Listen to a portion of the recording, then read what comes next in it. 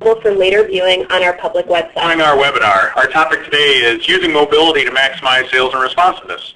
Today's webinar is brought to you by NetSuite and Antenna Software. I'm your host, Sean Rawlings, and I'll be your co-host today with John Duncan of Antenna Software. John, how are you today? Good, thank you. Appreciate you joining us. And I'd also like to tell you we're very fortunate that joining us today is the highly respected senior analyst from Forrester Research, Liz Herbert. How are you, Liz? Hi, Sean. I'm good today. How are you? Doing just fine. Let me take you through the agenda, give you an idea of what we're going to cover today. So first of all, Liz is going to give us a market view of research and best practices in mobile solutions. Secondly, I'll give you an overview of essentials for CRM and mobility from that NetSuite perspective. And then what we're going to do is have an overview of how Antenna Software is enabling the mobile workforce. We'll take a view of some of their capabilities and also have a product demonstration. So for no further ado, I'd like to introduce Liz Herbert again. And Liz, why don't you give us a view of the market from your perspective? Great. Thanks, Sean, and thanks, everyone, for joining us today. For those of you on the West Coast, good morning. East Coast, good afternoon, and welcome to anyone who might be joining from any other parts of the world. For those of you who aren't familiar with Forrester, we're an independent technology analyst firm, and what we do is we do keep an eye on technology trends, and we work with both user firms who are buying technology and figuring out how they can get the most value and business benefit out of their technology investments, as well as work with vendors. So we're really getting a pretty well-rounded view of a technology market from both that user side and the vendor side. We also collect a lot of data about markets, and I'll be sharing with you both some sizings as well as some end-user data where we're out collecting market about intent to purchase certain types of technologies. Today we're clearly talking about mobility. So today's theme that we're talking about is business anytime, anywhere. I'm sure most of us can relate. We're in an always connected world today. It seems like we're always checking our email when we get home, logging on, checking BlackBerries everywhere. I'm sure most of us have experienced that or can imagine being in an airport on an airplane, watching everyone get those last couple phone calls or emails shot off before those flight attendants come on and ask everyone to turn off their mobile devices. So even though today we're going to talk about mobility, I thought I would, before jumping into mobility, start off with talking about some of the drivers that we see for firms making investments in CRM. CRM being defined, at least by Forrester, as typically encompassing sales, service, and marketing. Because where we're seeing firms get value out of mobility in the context of maximizing sales is typically as an add-on to their CRM or their sales automation investments. And so here I've listed for you 6 of the top drivers that we see for firms to make these types of investments. So of course, growing the top line, making money, tends to come up a lot. But some of the other top initiatives that we're seeing companies interested in today where they see CRM technologies play a key role include things like really being able to improve the customer experience. A lot of you probably hear people talk about that 360-degree view of the customer, being able to make sure that any one of your employees who's interacting with a customer knows every activity that's gone on with that customer, whether it might be a service incident or issue, sales activity, a marketing activity. We also get a lot of questions or interest in firms trying to boost the productivity of their customer-facing workers, again, across all of those areas, sales, service, and marketing. And related to that, trying to do some process improvement in any of those processes that touch those customers. Another big trend that we see is around analytics. This would be anything from basic reporting to really sophisticated data analysis.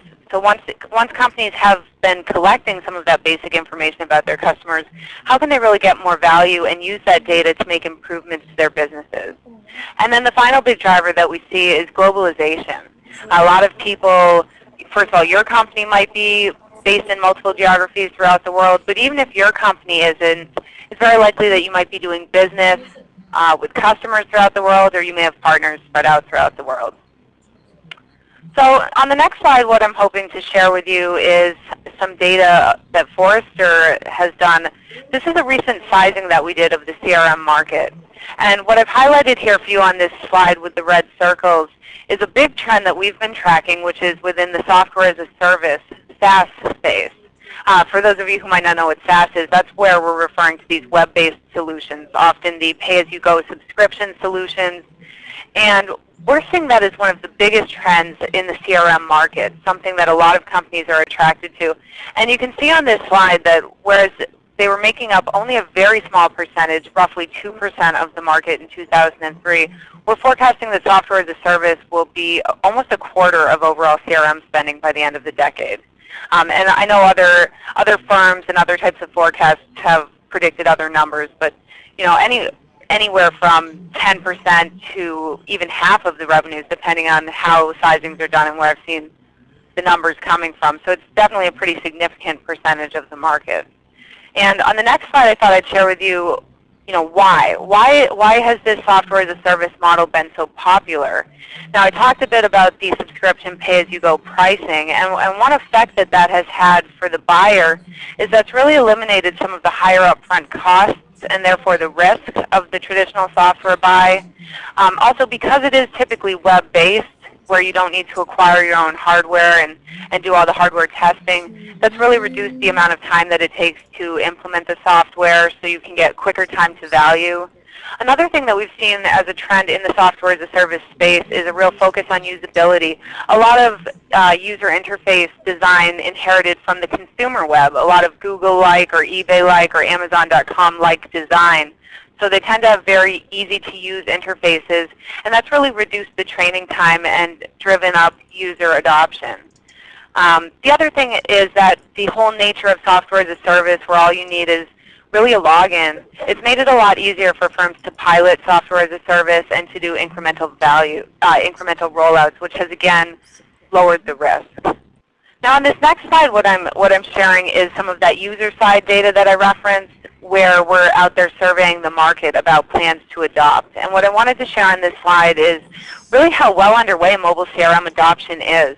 I think this might surprise a lot of people who might think it's really still in early stages, but especially if you look in this North America bar, in the very top bar where we show Salesforce application adoption, and you look at the lightest color and then that medium blue where you see fully deployed and then rolling out, 74% of North American enterprises have either deployed or are in the process of rolling out mobile sales applications. So that is a pretty high percentage. And then you can see also there the data for field service, and you can also see we've broken it out for North America and Europe. So on the next slide, why are companies doing this? What are the business benefits for rolling it out? The first key one is productivity improvement. So for example, if you have a sales rep who has a meeting canceled at the last minute, if he's able to, on that mobile device, quickly look up what other accounts are in the area and make better use of that time, or if you have a service call that comes in while a service rep is out on the road, and you can do some real-time scheduling of the right technician with the right skills in the right area, you can really start to drive productivity within your company. Another business benefit that we hear about from our clients is a faster response to a customer request.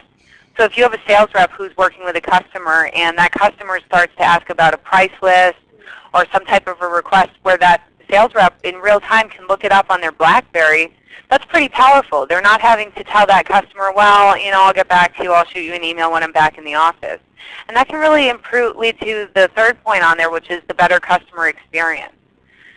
Another thing that we're hearing that ties into getting more value out of your CRM solution is that as sales reps are able to interact with the CRM solution in real time and capture information into the BlackBerry while they're on the road, maybe capturing some information as they're walking out of a meeting and things are fresh on their mind, you're able to have a lot more complete information into the CRM solution, and that drives the utilization. And when you do get into the reporting and analytics aspect of CRM, it makes that information much more valuable. And then finally, competitive advantage. You certainly don't want to be the last one in your industry to be doing mobile, or to be doing CRM for that matter, because then obviously your competitors will be ahead of you. So sometimes we see firms doing it because they know their competitors are doing it and they don't want to fall